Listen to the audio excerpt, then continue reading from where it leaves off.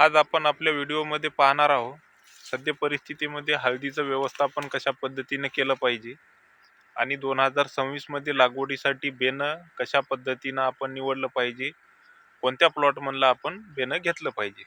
नमस्कार शेतकरी मित्रांनो, मी प्रफुल्ल विकास नरवाडे, राहणार काळी, तालुका महागाव, जिल्हा यवतमाळ.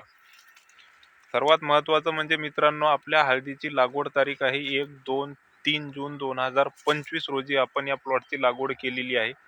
हा पूर्ण एकंदरीत 3.5 एकरचा प्लॉट आहे. याला आपण काय काय नियोजन केलं वेळोवेळी तुम्हाला त्याची जमल तसे व्हिडिओ मी दिलेले आहेत. आता महत्त्वाचं म्हणजे मित्रांनो, आपण याचं प्लॉटचं आपल्या पाणी बंद केलेलं आहे.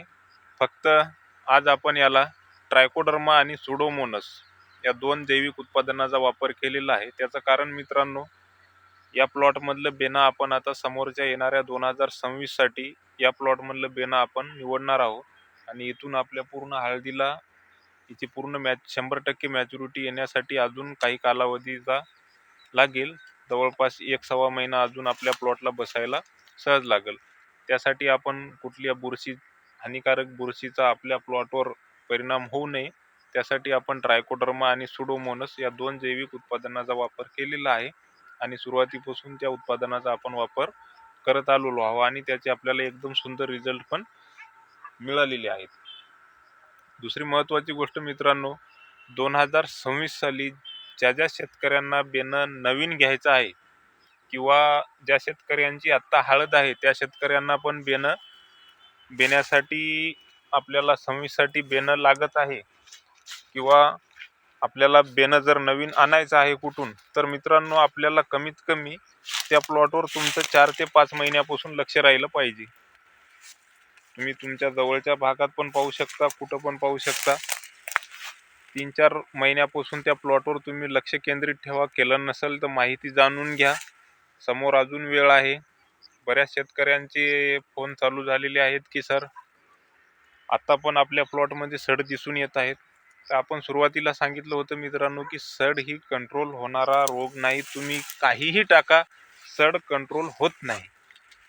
सड न येऊ देण्यासाठी तुम्हाला फक्त प्रिव्हेंटिंग मध्येच काम करणे गरजेचं आहे आणि ते पण सुद्धा जैविक प्रक्रियेनं सड कंट्रोल करता येते किंवा सड आपल्या शेतामध्ये येऊ देता येत नाही. सड आल्यानंतर हा असा रोग आहे मित्रांनो की ते कंट्रोल होतच नाही. तुम्ही विचारून पहा, ज्यांच्या शेतकऱ्यांच्या शेतात सड असेल त्यांनी किती महागाचे कितीही चांगली औषधं जरी वापरले तरी सड ही कंट्रोल होत नाही. आजही त्यांच्या प्लॉटमध्ये तेवढ्याच प्रमाणात सड आहे. फक्त काही दिवसापुरती काही वेळेपुरती तिला आपल्याला थांबवता येते पण तिचा नायनाट होत नाही. सांगायचं तात्पर्य एवढंच मित्रांनो, सड ज्या प्लॉटमध्ये 10% जरी सड असेल अशा प्लॉटमधलं बेणं तुम्ही स्वतः ठेवू नका किंवा दुसऱ्याला पण बेणं देऊ नका. त्यामध्ये शेतकऱ्याचं 1 वर्षाची मेहनत, त्याचा खर्च, त्याचं नियोजन सगळं खोळंबून जाऊ शकते.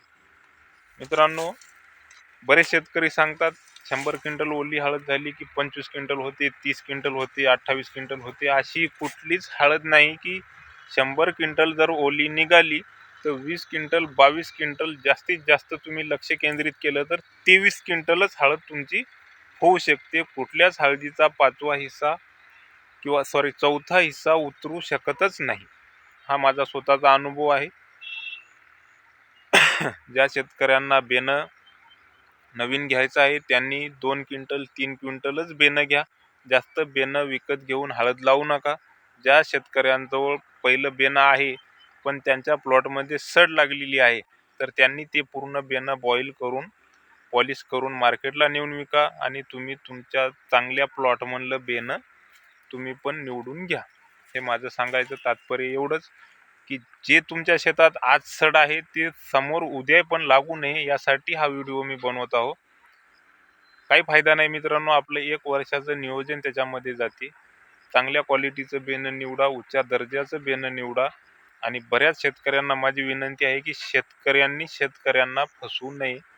तुमच्या प्लॉटमध्ये जर सड असेल तर तसं तुम्ही बेणं विकू नका. ज्यांचा प्लॉट निरोगी आहे तुम्ही बेणं घेताना 4 प्लॉट, मी तर म्हणतो 4 काहून 10 प्लॉट पहा, 10 शेतकऱ्यांना भेट द्या. त्याची चांगली चौकशी करा आणि नंतरच तिथून 2 पैसे जास्त द्या, पण चांगल्या क्वालिटीचं बेणं घ्या. तुमचे काही प्रश्न असतील तर तुम्ही कॉमेंट बॉक्समध्ये मांडू शकता. आणि ज्या शेतकऱ्यांनी पाणी तोडलं नसेल त्यांनी मी सांगतो एकदा ट्रायकोडर्मा आणि सुडोमोनासचा वापर करा. रासायनिक मॉलिक्यूल वापरू नका. धन्यवाद मित्रांनो.